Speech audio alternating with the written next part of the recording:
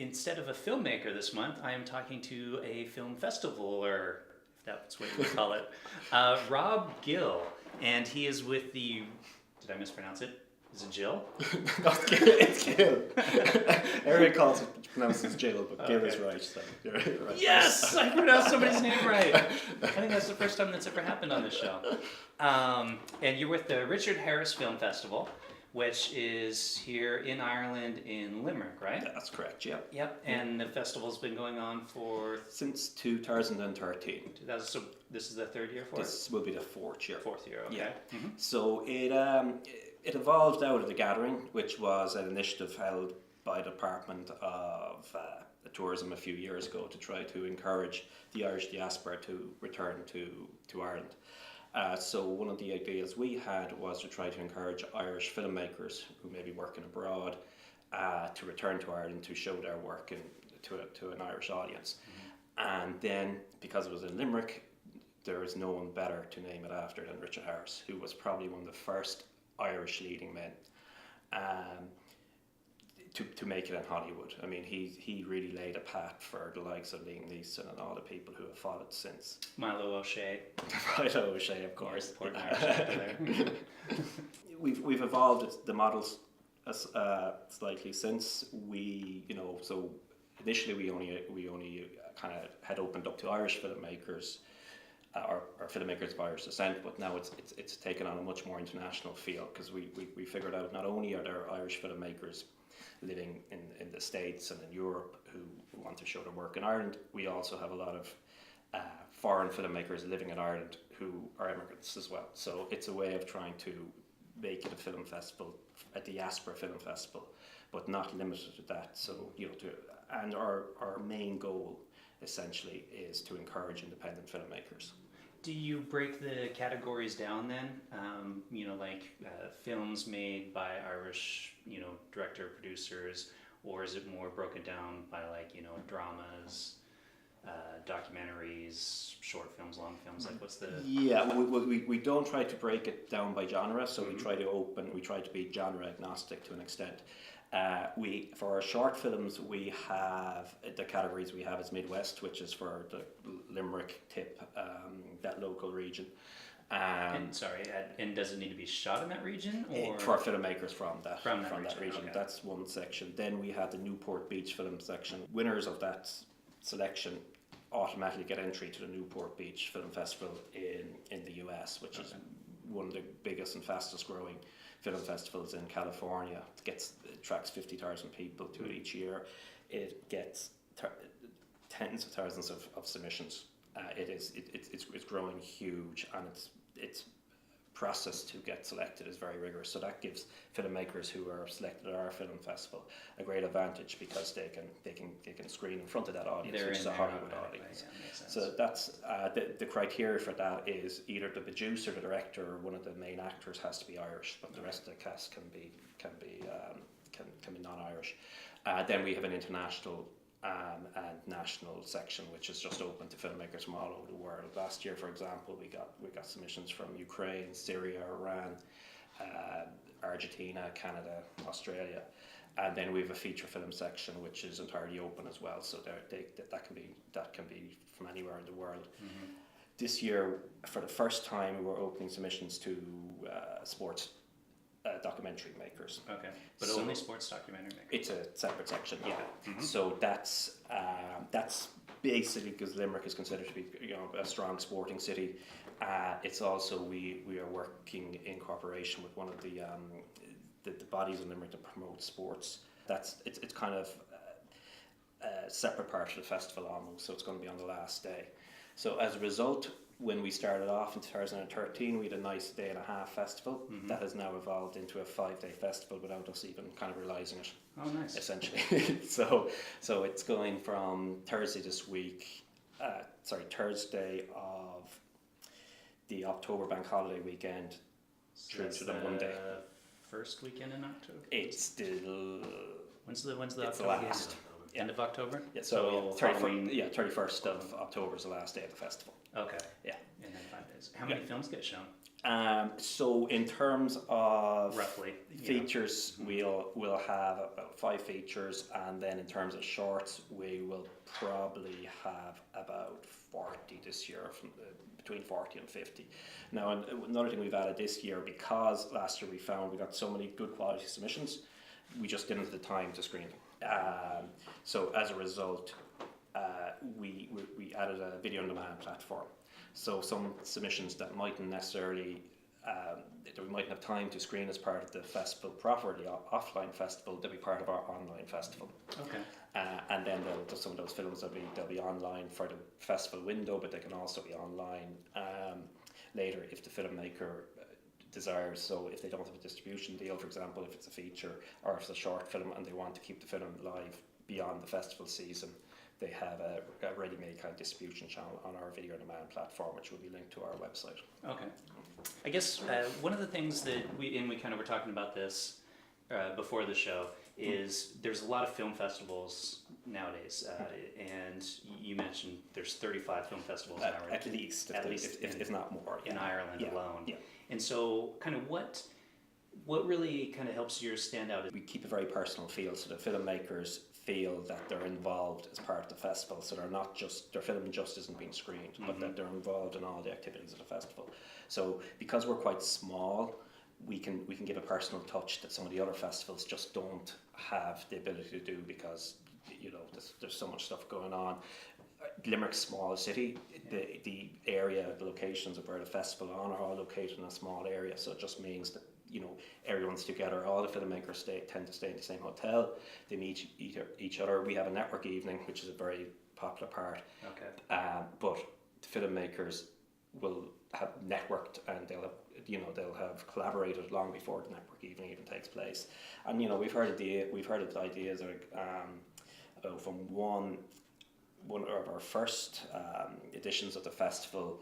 A composer got a commission to do a score of a fairly big budget film now. Nice. And that was through a meeting they met at our network evening. And then so last year, from our features alone, we had filmmakers from Australia, Thailand, and America. And actually flew over from and Australia. And they flew over, which really makes it special. And that's the most important thing for us as a film festival, is that the filmmakers attend. And then it's the onus is on us to make them feel, that we're not just showing their film, but that they're very much part of the festival, part of the festival family. So that's something that we aim to, I guess, try to differentiate ourselves from some of the other festivals that just don't have the ability to do that. The other thing, of course, as I mentioned, is just the video on demand platform. As far as I know, we're the only festival in Ireland that has that facility. Okay. There's a few in the UK, like Raindance had a Raindance TV, and then obviously there's Sundance TV, which has now morphed into AMC, I think, and it's gotten pretty big. Is that a subscription? Like how? So let's say I want to go and watch some of the films on there. Like, can I just go on? Once they're on there, how? So the model is you can either rent it for a night, or you just pay to download it. Okay, so now the fee is going to be quite nominal. It's a case that we don't see it as a massive revenue producing area for filmmakers, but it gives them a great opportunity to promote their film. How did you get involved with the festival, and kind of what's your role in the festival? Well, so I was at a meeting of the Gathering Fund, essentially. So people were looking for ideas for gathering events, and I just thought it was kind of an obvious one, something lacking in Limerick for a film festival of kind of international stature, and also something to honour Richard Harris. So that's kind of basically, I came up with the idea, kind of thought I'd be able to pass it on to someone else, ended up kind of a little bit stuck with it, and then it was luckily able to get other people involved, like Zev Moore, who's an actor and a theatre producer in Limerick and is now kind of festival director. His wife Sylvia Moore, who basically does everything for us, and so I'm kind of chairman and commercial director, so look at the revenue generating opportunities, sponsorship and that, and the marketing element of it. And then, so I guess to get in a little bit to the specifics of people who are potentially looking to submit stuff to your festival, the cost of submission, and like how So how many submissions do you get, and out of those, like roughly how many get selected for the festival? Okay, so last year we had about 300 submissions in total. Most of them would be shorts. I can't remember the breakdown between features and shorts now, but in features would probably have a 20% chance of getting selected. Okay. Shorts would probably have something similar, I'd say. Well, a little bit more this year because we now have more capacity to show with the platform. So it's Film Freeway is a platform we use, and it's you just go on the Film Freeway website and look up Richard Harris International Film Festival. There's a link there. It's €20 or $20 because it's in dollars to submit for a short, and it's 30 for a feature. Okay. And then, so I guess one of the kind of questions that a lot of people would probably be asking is that are submitting, like, what kind of stuff, when you get the film, you're projecting it on the screen to decide if it makes it. I'm assuming, how do you guys kind of watch it? Is it on a small screen and then a big screen? We the administrators as such, we don't take part in the judging process. Who judges it? So Jared Harris who's one of the directors of the festival. Is he related to Richard Harris? He's Richard's son. So Jared would have been in Mad Men, Lane Price and Mad Men. Lincoln, Man from U.N.C.L.E., Sherlock Holmes. Which one? Which the one Robert Downey Jr. Jr. one. The movie. He was the baddie. Right, yeah. So. He was Moriarty. Yeah. Oh, I love him. He's great. Like, he's a great actor. Like, he tends to play the villain quite a bit. He's a good villain. Yeah. But so Jared will be one of the judges. We also have other judges through our collaboration with Newport Beach Film Festival, and we have judges in the UK who are other film producers, and in last year we even had a judge in Iran, and we had a judge in India. So we've an international committee. The judges won't meet, they won't collaborate. They'll score each film separate. So most of them will probably screen the films that they've been allocated on a laptop, or on a tablet or something. Some of them may project them onto a bigger screen, or onto their smart TV or whatever. But in terms of the criteria, which is very important, is the technicals. So lighting, sound mix, and also editing. So there are three things. Now, all the judges are also filmmakers. Okay. And so they appreciate it. Most of them are independent filmmakers. They've gone through the process of submitting to festivals, so they are sympathetic to independent filmmakers and filmmakers with low budgets and no budget. But what we'd say is, as long as it's not a show budget. So if it's low budget, it shouldn't show. And we don't discriminate against films with low budget or no budget at all. I mean, we've seen some films and they have pretty much zero budget, and they don't look it. We've seen other films then, like this show. Yeah, like this show. Yeah, we've seen other films then which have quite high budgets, and you would consider them that there was technical issues and various factors. So the technical things to get right is very, very important. Yeah. Because most of our judges, and the judges in any film, this goes for most film festivals as well, they'll have seen maybe at least a dozen submissions, varying length from 15 minutes up to 2 hours of the feature. Yeah. And if they see something and the lighting's bad, straight away it's just going to give them a bad impression.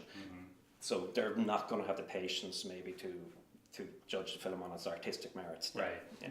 It might have a great story. It could have a great story, great acting. Somebody's washed out. Yeah, You can barely understand. Yeah, you can't see because the film can't be screened on a big screen then. Yeah. You know what I mean? If the lighting's bad, it can't be shown. Yeah, So well, that's kind of what I was wondering, because sitting here on my laptop watching something, I might be like, oh, this is brilliant, and then you project it on that big screen, or you get it in the sound of the Yeah.